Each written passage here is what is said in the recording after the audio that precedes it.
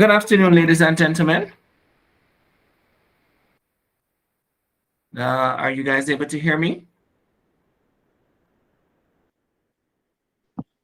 Good afternoon. Good afternoon, Mr. Yes, Gordon. good Right, loudly afternoon. and heard. So welcome to our third episode in our Wednesday afternoon's lunch or webinar on topical issues in competency-based education and training. Today we have Mr. Raymond Marsh, who has a wealth of experience in delivering competency-based training programs. And so without stealing from the presenter's time, ladies and gentlemen, I present to you Mr. Raymond Marsh on teaching strategies for TVET. Mr. Marsh? Hello, can you guys hear me? Yes, I'm hearing you, Mr. Marsh. All right, good afternoon, everyone. My name is Raymond Marsh, and I'll be, as was said, I'll be presenting on teaching strategies in TVET. It's not there on the screen, but that's what I'll be presenting on. All right, so without further ado, let me get straight into the meat of the matter. All right, so in our presentation for today, we'll be covering the following.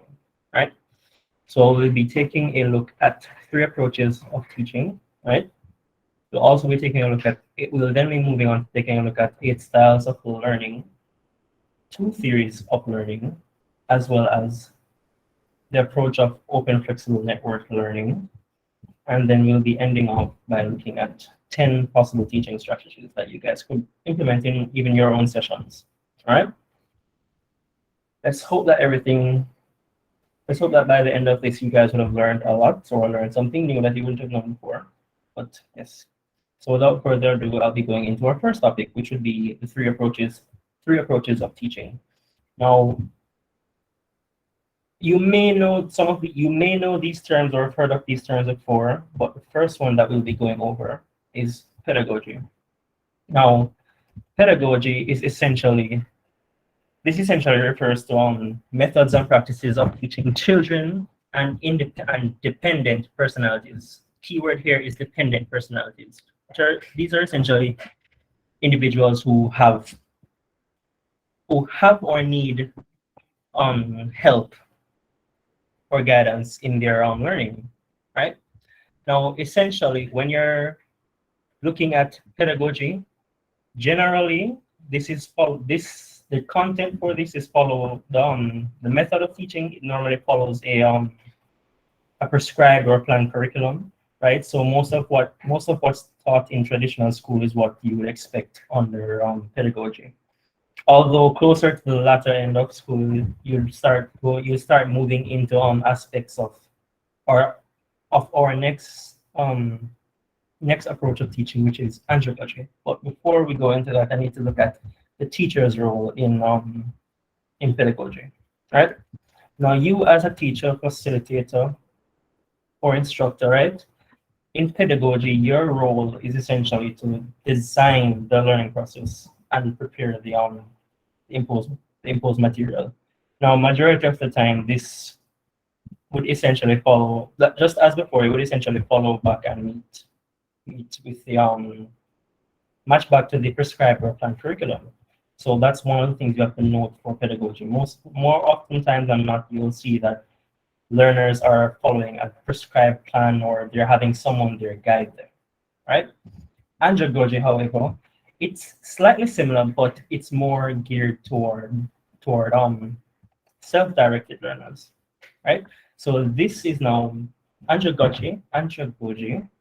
My apologies for the pronunciation. This term refers to the methods and practices of teaching adults or self-directed learners, such as yourselves, right?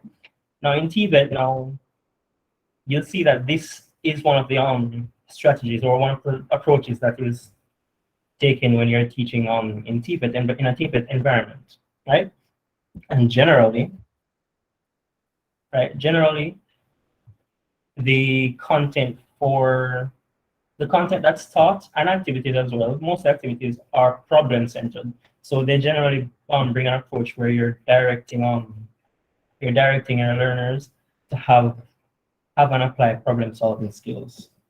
And generally this fits a lot with adult learners, because most of you as adult learners, you don't like the guided, well, I don't want to say you don't like the guided approach, because there are some of you that do, but generally you like to take on challenges or try to figure out or solve problems, right? Now, essentially, as an instructor, facilitator, or teacher, whichever one you want to use, your role, right, in this setting is as an enabler or a facilitator to learning. So you're not guiding them, you're just enabling them to apply their knowledge and whatnot, right? Essentially, you as a teacher, you're trying to create a climate of collaboration, respect, and openness amongst the students. So you're trying to make sure that everyone is free to learn. You're just trying to create that warm environment that all of them like. Now, the last one, which I don't know how many of you would know this term, but this one is a term that's more directed to all of those learners that like to manage themselves. It's called heutagogy. Now, heutagogy is a term that refers to the methods and practices for management of learning for self-managed learners. Not to be confused with andragogy in the sense of self-managed learners. Generally, you're just going to be there fully just to facilitate the students in this case, right? Mainly the students would already know exactly what they want, right? Or have an idea of what they want, right? And generally, whatever knowledge you're applying to them, or whatever knowledge you're going to teach to them, right? This type of learning generally has no limitations to its focus, but it's characterized by the learners proactively seeking, right? So you're going to have your learners proactively looking out for knowledge, looking out for the next best thing for them, right? And normally these learners have an inclination of what they want, but they just want that little help, right? And the role of the teacher in this place now, or just to add on to the previous point, right? This type of learning generally has no limitations or focus, right? But it's characterized by the learners proactively seeking knowledge, whether it be by utilizing their own or other experiences. Sorry for the noise. Whether it be by utilizing their own or other experiences and internal processes such as reflection, environmental scanning experience, or even with interaction with others and problem-solving behaviors, right? Now, you as an instructor or as a facilitator, we're back at this, you know where we're going with this, right? Your role is essentially to develop the learner's capability, right?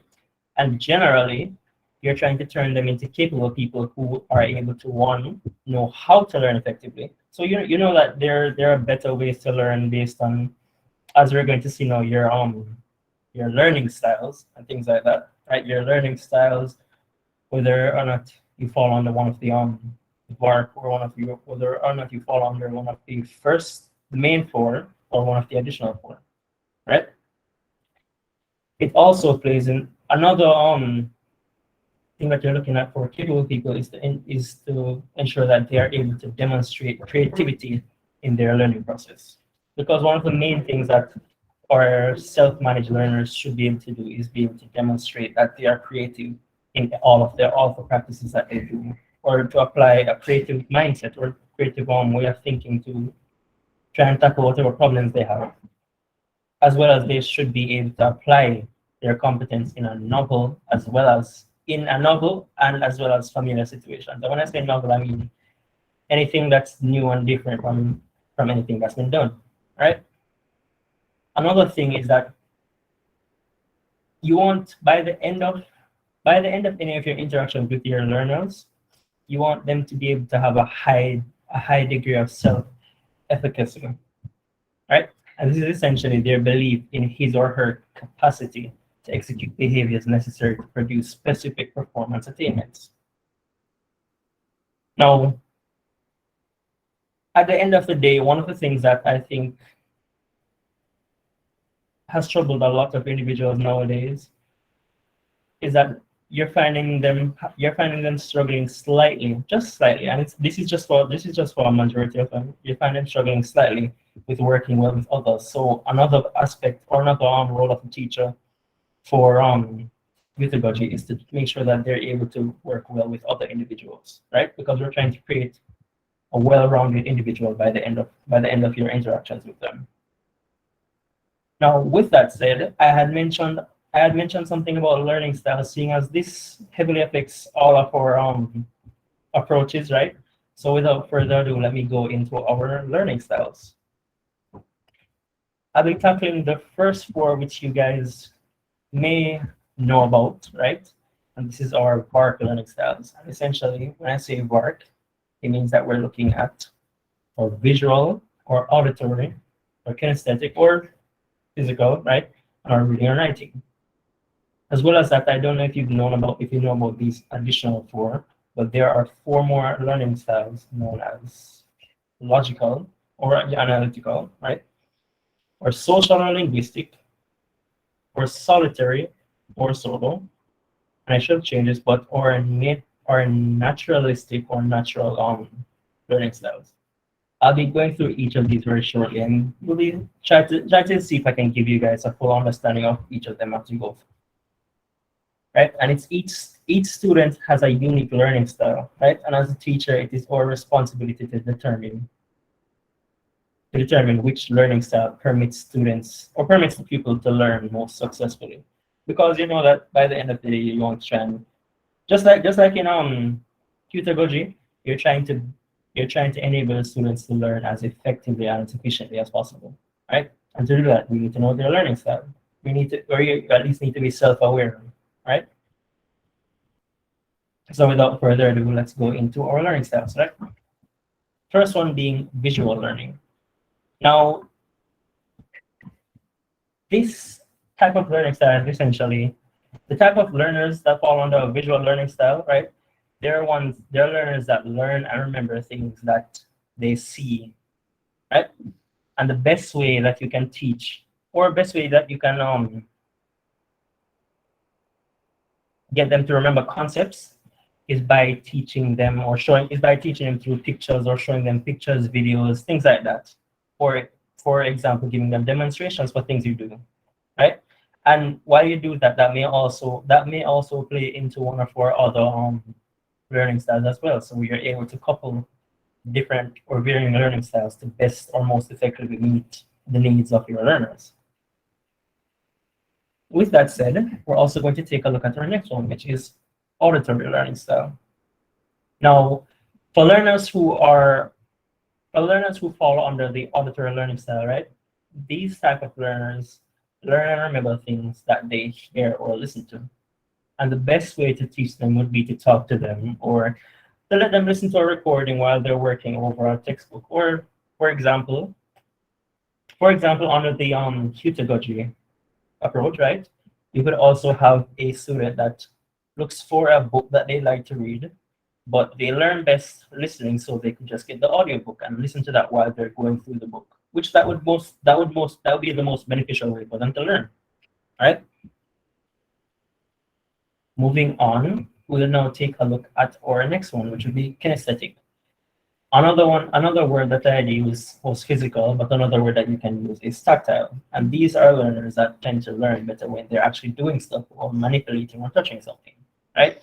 So you tend to see all of the learners who, say, for instance, if you look in a physics class, or if you look since we're focusing on TVET, if you look in, say, for instance, a electrical course, right? You tend to find these learners learn better if they're able to set up the sockets or set up all of the electric line. Bear with me if I don't know the terminology, but they tend to learn better when they're actually doing the things instead of watching somebody do it, or instead of listening to you or looking for a book. And I tend to see that this learning style seems to be one of the most dominant ones out of all of them, because there's a lot more learners who learn better if they do things kinesthetically or through physical touch, right? So providing learners with something to do with instruction is probably the best way to effectively teach them. With that said, we'll also take a quick look at reading and writing style. Now, I don't know, I for one don't fall under this. I for one don't think I fall under this one, but learners who fall under this, you could essentially say that they're people who prefer to read and write in order to learn more effectively. And another name for this learning style as well is that it's also called the second visual style, because in a sense you're still learning by seeing things, right? Now, a way that you can get learners, or how should I say, a way that you can get learners who fall under this learning style to learn better, right? You essentially provide them with something to read and write down, or vice versa. So they're writing down something and reading it aloud, right? And this tends to act as a reinforcement method for them. Some of you may have done the same thing while you're in high school or while you're making your own notes, because, you know, if you write it down and say it out, it might sound better, it might stick in your head better, right? So at the end of the day, it depends on your learning style. But to be honest, if you're a reading and writing learner, you're going to want to write things down and then repeat it. Now, moving on to our additional four, which some of you may feel the need to want to know more about, right? Now, the first one will be our logical learning style. Now, logical learners who may fall under this one, but logical learners enjoy learning things in a systematic manner. So you might see a lot of logical learners learning better if they were to look at something in a specific order, or if you give them a specific list of instructions to follow and so forth, they'll be able to learn better, right? And an example of this is, say, for instance, a student that enjoys to do something such as math reasoning, which I did. I did at one point, so I can understand why logical learners would like this sort of approach, right? With that, we'll also take a look at social learners. I'm of the understanding that there are a lot of social learners, especially in the TVET environment. You tend to see a lot of individuals who learn better when they're working with others, right? That's for social learners, right? Or anybody who falls under the social learning style. They tend to enjoy working with and around other people. So one of the best or most effective ways you could get them to learn would be to group them up or put them in teams, right? And essentially any social situation, those are situations in which they thrive. They love those types of situations where they're working with others and essentially finding ways to apply what they know with their team members and group members. All right. Now let us take a look at our last two learning styles. Now the next learning style, which I think I may fall under. If you're noticing a pattern here, I fall under quite a few of them, and that's after doing a little bit of introspection, right? Or a little bit of reflection. So the next one that we'll be looking at is solitary learning. Well, it should be solitary learning style. Yeah, sorry. And as solitary or solo learners, they're also known as intrapersonal learners, right? They're individuals who prefer learning on their own. They prefer to be in their own space, learning concepts on their own. So you might see this type of learner. You generally find them to be under something, say a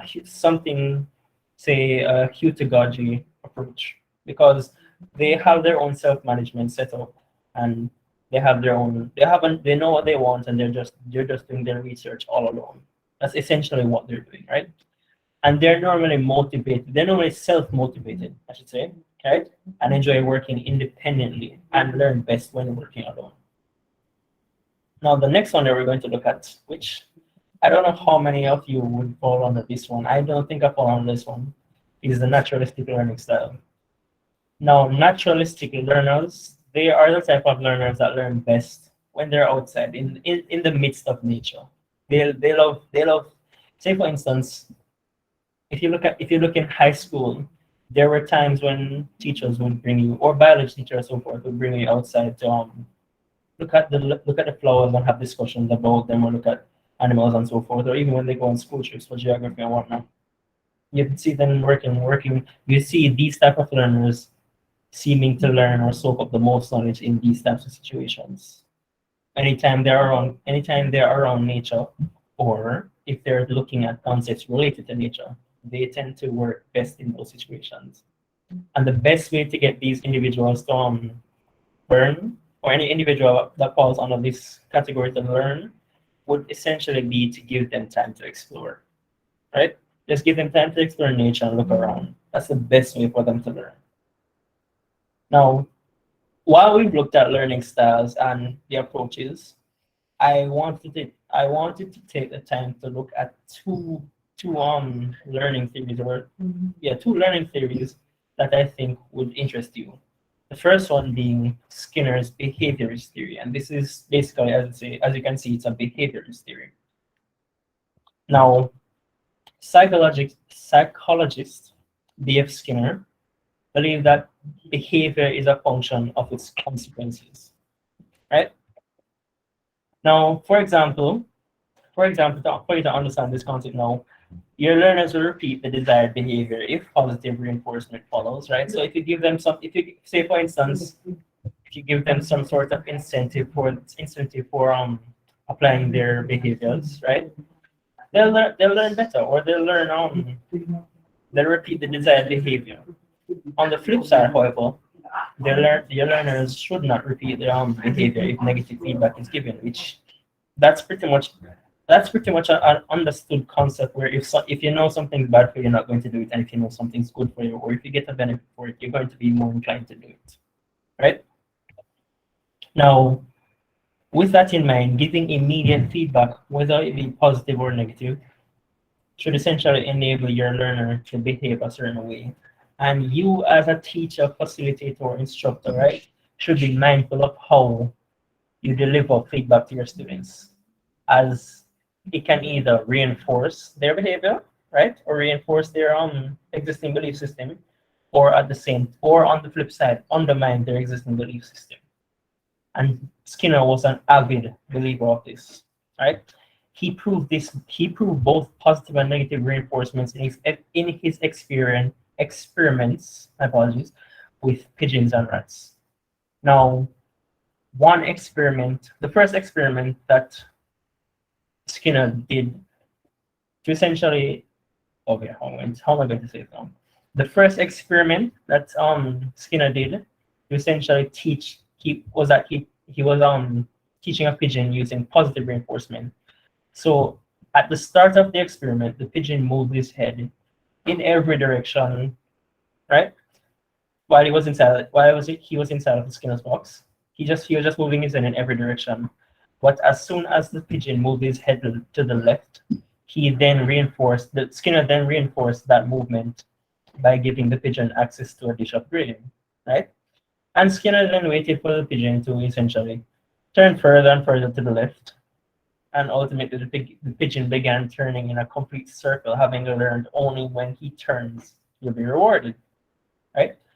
Using this method of positive reinforcement, Skinner was able to teach pigeons to do complicated behaviors people wouldn't have even thought possible, by breaking down behaviors in small steps and using positive reinforcement along the way. On the flip side, you'll also have to take a look at his other experiment with rats, which is essentially here now. He was demonstrating how negative reinforcement worked by placing a rat in his Skinner box with unpleasant electric currents. Now, evidently, the electric current caused him discomfort, as it would anybody, right? And as the rat went around the box, exploring his surroundings, it accidentally knocked the level. I don't have a picture to show you this, but imagine a rat in a small box about the size of your laptop, right?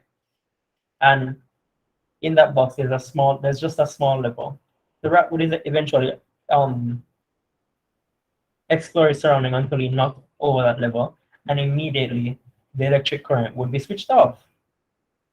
Now, after a while, the rats quickly learned to go straight to the level after being put in the box various times. To avoid the consequence of the electric currents, the rats kept on repeating this behavior, or this action of knocking over the level, again and again. And this just goes to show one of Skinner's concepts, which some of you may know as operant conditioning. All right?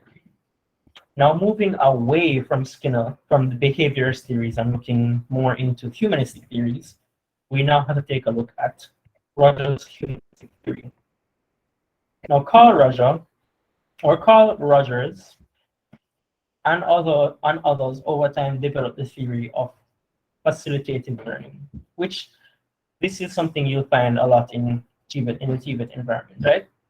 Carl Rogers was a humanistic psychologist, and he supported the views of Maslow. For those of you who know Maslow, you should be well acquainted with Maslow's hierarchy of needs, and you see that individuals have needs and all these. For if you go through this, some of them take precedence over some others, but it essentially details all the needs of humans, right? Now, adding that to an environment with geniuses, right, an environment with geniuses, acceptance and empathy, right, is needed for persons to grow. Now, hold on. Yes.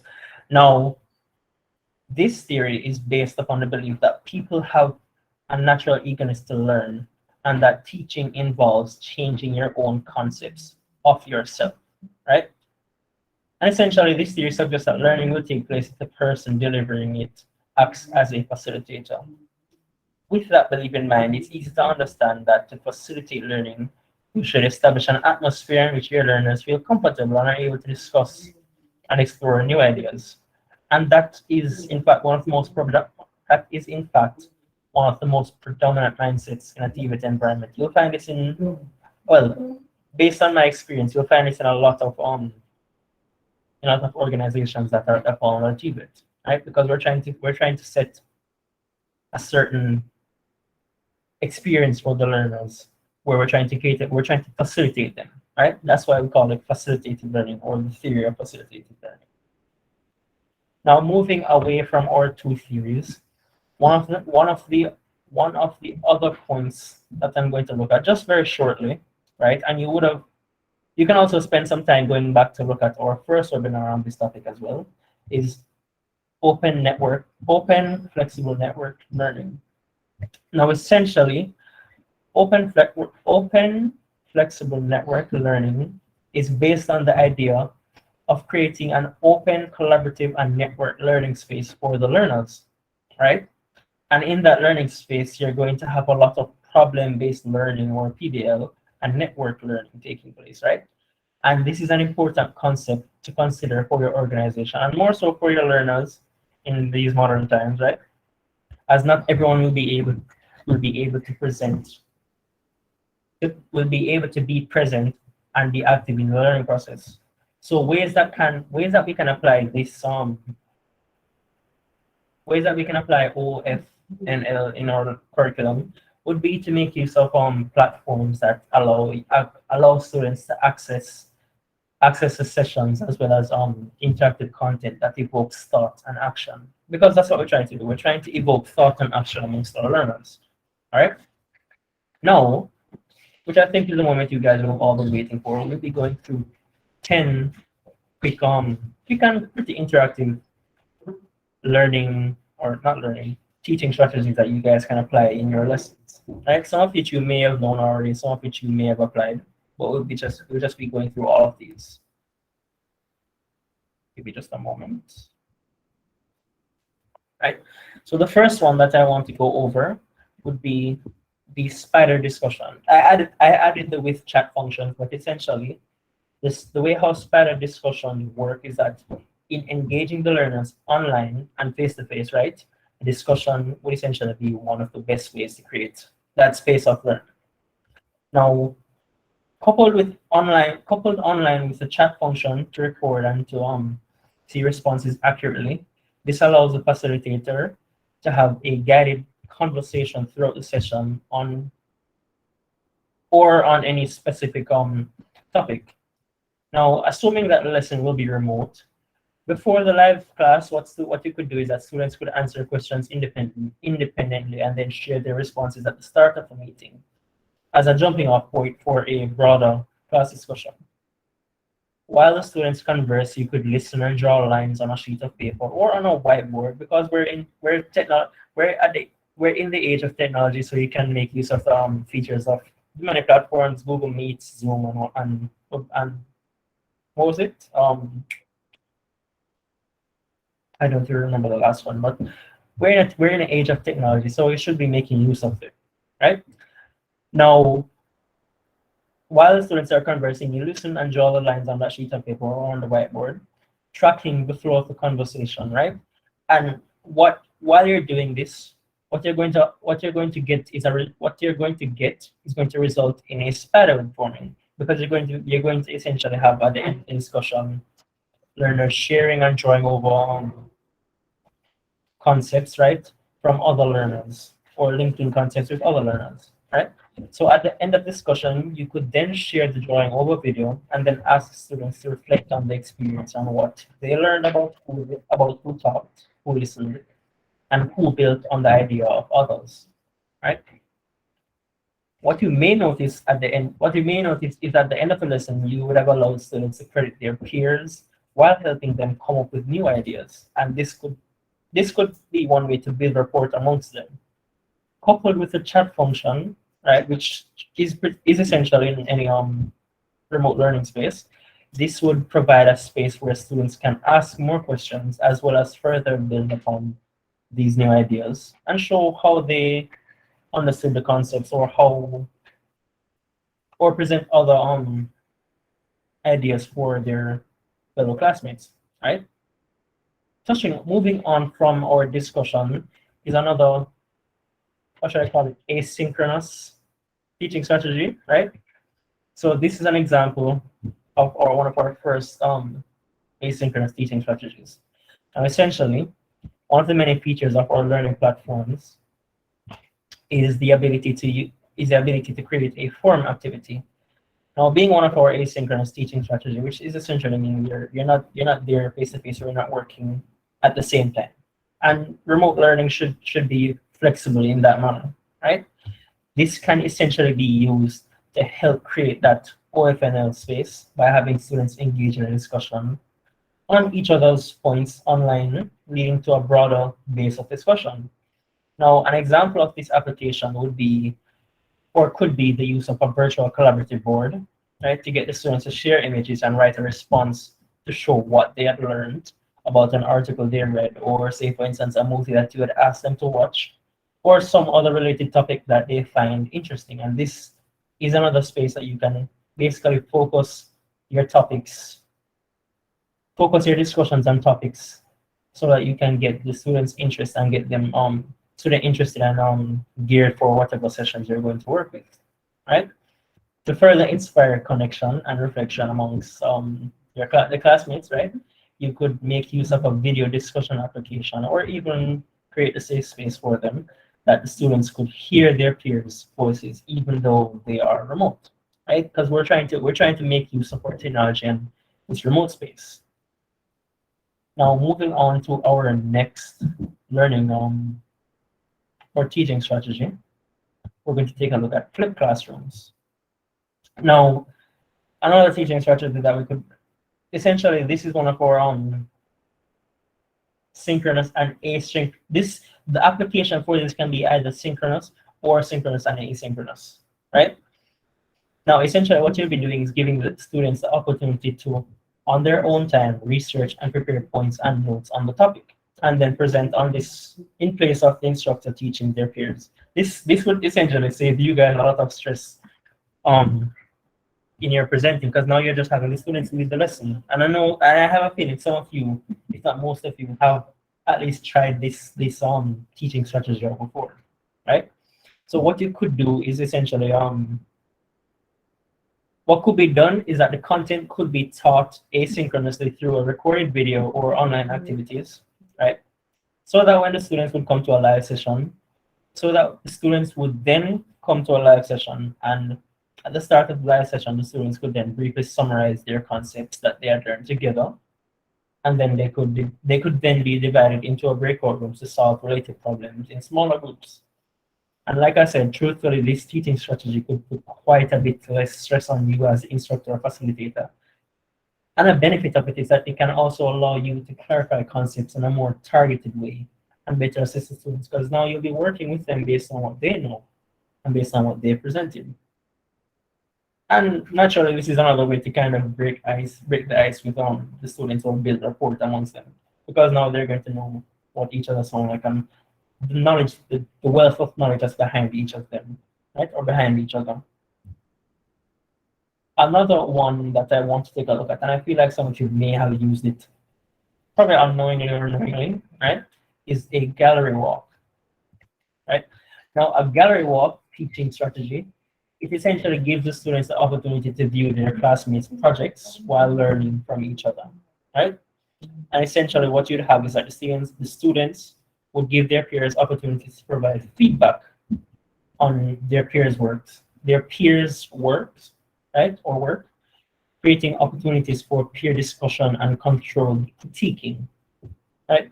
And an example of you applying this to your lesson could essentially be through allowing them to present their work to everyone in a safe space, because you're the facilitator, and the one thing we're trying to focus on in every one of these teaching strategies, the one thing that we're trying to work on or focus on is creating a safe space, right? And then once you've created that safe space for the students to provide their feedback on at least two of their peers' works by asking questions similar to, say for instance, what's something new I learned about this topic, right? They look at their peers' work and ask themselves that question, or ask themselves something else like, what's something that surprised me about this topic? Because you may have times when something would surprise you and something won't, because you would have already known it, or because there's a logical flow, because our logical learners tend to have or be able to see this logical flow of knowledge, right? Now, another question that they could have asked is what's something that they liked about the presentation, which at the end of all of this, you would have essentially given them an opportunity to look or focus on what their peer has worked on. Now, moving on, our next teaching strategy is going to be think, write, and share. Now, this is a bit of a, how should I say this now? This is essentially an improvement on show and tell, or an online version of show and tell, right? And it's also a synchronous strategy, a synchronous teaching strategy, as I add, right? Now, essentially, what you could do is to let your students find a photo, a painting, or drawing. And another thing to note is that this could also function as how should I say? This could also function as a sort of icebreaker in a sense. But let me not go too far ahead, because I might be thinking of another one, right? But essentially, Essentially, what you do is that you allow students to find something, a picture, photo, or drawing that represents an intergenerational connection. So we're going to look at something that both our oldies and young people would be able to look at and see a different interpretation, right? And then you'd have them independently ask questions before discussing them over video as a class, right?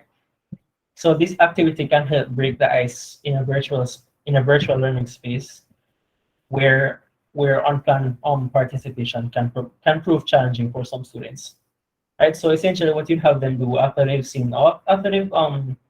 selected their picture and whatnot, you have them ask themselves questions like, what are we looking at, and what are they looking at, and what made them say that, right? Why you're starting to try and evoke some sort of thought from them.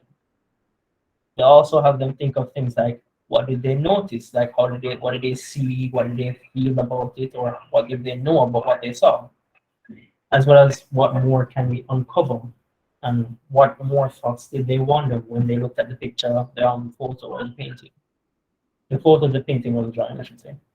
Right? But it's a nice way, it's a nice icebreaker for spaces that where you can find participation to be challenging. Now, another one that we're going to look at is a bit of a spin off brainstorming, because one of the most common teaching strategies has always been brainstorming, whether it be a teaching strategy or a strategy for us to come up with ideas, right? A spin-off of a twist on this concept is a moving station brainstorming, right? So essentially, what would happen is that you'd have a carousel or a station brain. When you have the activities, when you have this activity running or conducted in a traditional classroom environment, right? You'd have small groups of students rotate around the room to different workstations or different stations to answer questions or prompts that to answer question prompts and view well, to answer prompts and view and add to each group's responses. Now, if you want to translate this to an online space, what you could do is that you could divide your students into groups, right, online, and create a shared Google Docs or a series of Google Slides for those questions. Now, what each group would do is that each group would leave their thoughts under the questions by the assigned plate, and then the other groups would follow by commenting on the other groups' own responses the next day, right? And one of the good things about this strategy is that this allows them to maintain a sense of classroom community, right? Because if you're not able to apply that, if you're not able to apply that in, or if you're not able to make use of the moving station brainstorming in a traditional classroom environment, you can still apply it online and still keep that community vibe, right? Now moving on, we're going to see another three-part learning or teaching strategy, something that I'd like to call think, pair, share. Truth be told, the first time I learned of this concept was in one of my other sessions, right? One of my earlier sessions, I think it was last year. And essentially, what you do is that you give students as much freedom as possible to experiment, research, and pursue interests within the content area that they inevitably have more in the specific content area. And the reason why I do this is that you're inevitably giving them the idea or giving them more to say because they would have done their research, so they have something to look at when they have thoughts, or they would have evoked some thoughts or looked at some concepts or points that might have brought up, say, for instance, a question or a whole ideology that they want to mention or something along that lines, right? You're just getting them to want to say more. Now, like I said, it's essentially going to allow the students to do their research on a topic as a group and then share their research. And as simple as it looks, you guys could now have a name to some of the one of the strategies that you've probably been using all this time without actually knowing, right? Now, an example of how this would work in an online space is by, say, for instance, prompting the students with a topic, right? And then splitting them up into groups and putting them in breakout rooms and then having them come back and share the research that they would have done on the topic, either as a group, because sometimes you can have them present as their group, or you can have them choose a representative to share what the group learned, which that from experience that tends to be the more common one. They choose to select a singular representative. All right. Now we're going to be looking at our last three, and let's see how quickly I can go through these because I see that we're almost running out of time. All right. The next one would be your TV commercial.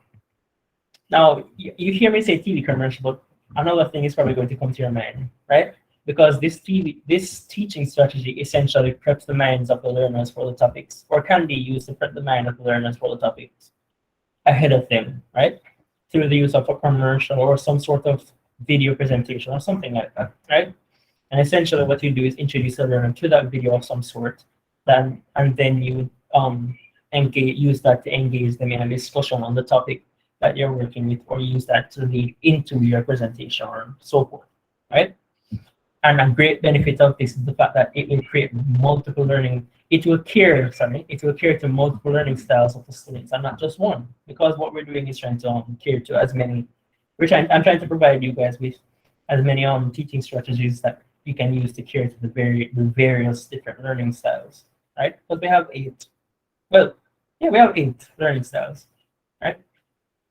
Another teaching strategy that you could use, and I don't think I've ever used this one, is whip around. Now, the whip around is a teaching strategy that engages the students and encourages participation by all, because you're going to be springing on them with a bunch of questions, right? Well, not really springing on them with a bunch of questions, but what you'll be doing is having the students write down responses to a question or prompt given to them by you, and quickly share the responses with the class. Now, if you want to try and apply this to your class, what you could do is pose a question to them that has multiple answers, right? Generally, you're going to want to focus on questions that have multiple answers, because how whip around works is that you as a teacher would then have them write down all of their responses. They pose a question to them, have them write down all of their responses. And then through you as a teacher would then whip around through the room if you're in a traditional learning space. Or if you're online, you could look through your list, right? Calling on one student at a time, and then they would have to share their response. Keeping in mind that the student, when called, should not repeat a response and they need to add something new. All right? Now, after you've had your whip around, you can have the students discuss which ideas and themes showed up most in their responses. Because that by the end of the time, you're trying to look at what theme popped up a lot or theme popped up the most. Now, the best time you could use whip around is, for example, during something like a guided practice to essentially get the students talking about the material that you just covered. And I find it to be having done my research, I find it to be a good teaching strategy that can probably reinforce the concepts that you know, because now you're asking them to pull on ones that they just received. All right. The final teaching strategy that I want to look at would be a question. That's a weird thing to say, but it's a question, right? And essentially, what you'd be doing with this, the main reason why you're making use of this teaching strategy is essentially to activate prior knowledge, right? Or it can be used to activate prior knowledge, right? Brainstorm or to recap, summarize, or reflect on a topic, right? And like I said in our previous session, one of the things that you want to do is trying to reinforce the concepts as much as possible. Now, question is an informal discussion format, and the only way you can differentiate this, right, or the major distinction, right, for this is that students are only allowed to ask questions about the topic. So we don't want them to stray off. We don't want them to stray off of a topic, right? Now, the obligation to ask questions is an effective method to generate a discussion about controversial topics, because at the end of the day, they have to focus on whatever topic you give them or whatever topic is brought up, and that may change depending on the matter or depending on what you have in mind. Moreover, the students structure and scaffold their thinking by asking questions, which results in deeper understanding of the content. And this teaching strategy can also be applied to face-to-face sessions as well as remote sessions. Now, this would essentially be the end of our presentation. But before I actually close off, I had something else that I wanted to do. You guys it doesn't have to be a part of it, but what I wanted to do, let me see if I can get it, is to send you guys a link and just tell me some of your the teaching strategies. Send you guys a link in the chat, just to have you guys tell me some of the teaching strategies that you guys would apply in your session. Give me a moment, I'm looking for the Google Meet. I just had it open. Did I post it in the chat, Mr. Marsh? No, I had not, but I'm going to do that right now. I'm actually looking for the Google Meets right now.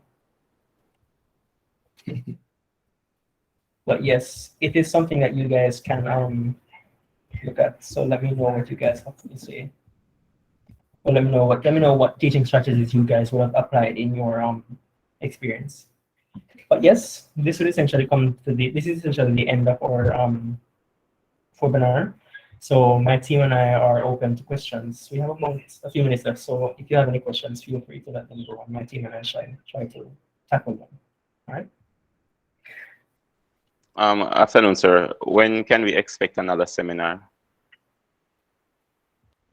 All right, Mr. Letman, there next week, Wednesday, should be another one, but we are making a slight change to the 31st of August. On the 31st of August, The presentation will be on facilitating Generation Z, where we will look at Generation Z and look at their learning style, what works for them, what doesn't work for them. So that one on the 31st will be an interesting one. In September, we have open flexible learning, we have problem-based learning, social media and learning, and also facilitating adults. So there will be a continuous set of topics that goes, let's hope, as long as we can. But on Wednesdays, it's a short lunch hour webinar, so we don't intend to go for more than the exact hour. That's why we start on time. So you can expect a lot more to come. And there was a request last week when we looked at non-conformances, where persons wanted to have the ability to sign up and be notified. So we're working on that feature to ensure that persons are able to be notified of the sessions. All right, thank you, sir.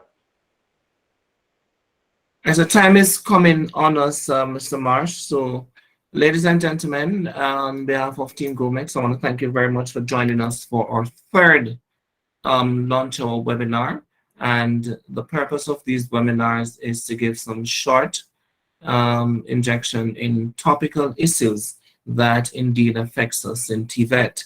And one thing I took away from Mr. Marsh's presentation today was we often focus on andragogy and pedagogy, but he has brought to our attention today that there's such a thing called utagogy, or self-directed learners who need facilitation. They don't need us to be over them. They just need instructions and they will get the work done. He also touched on something.